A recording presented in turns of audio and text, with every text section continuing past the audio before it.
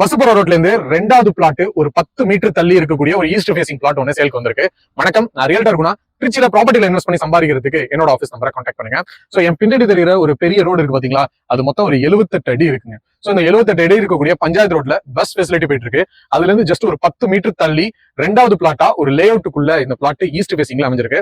So பிளாட்டோட frontage பாத்தீங்கன்னா 30 அடி ஃப்ரண்டேஜும், உள் நீளம் ஒரு 60 அடி இருக்கு. கிட்டத்தட்ட ஒரு 1800 சதுர அடி கொண்ட இந்த பிளாட் ரோடு ஃப்ரண்டேஜ் 33 அடி இருக்கு. சோ இந்த பிளாட்டை தாண்டி கிட்டத்தட்ட இன்னைக்கு நிலைமைக்கு ஒரு 400 பிளாட் இருக்குது, லைவ்ல இருக்கு. சோ தட் ஃபியூச்சர்ல இது ஒரு நல்ல ஒரு கமர்ஷியல் ஸ்பாட்டா இருக்கும். இந்த பர்டிகுலர் பிளாட்டுக்கு டிடிசிபி அப்ரூவல் அண்ட் ரெரா ரெஜிஸ்ட்ரேஷனுமே இருக்கு.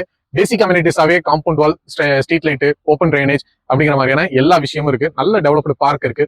சோ இன்னைக்கே ஒரு 400 பிளாட்டுக்கு மேல இருக்கு. ஃபியூச்சர்ல ஒரு 1000க்கும் மேற்பட்ட பிளாட்ஸ் வரவும் போகுது. சோ ஃபியூச்சர்ல இது ஒரு நல்ல ஒரு ரெசிடென்ஷியல் ஹப்பாவும் மாறும்.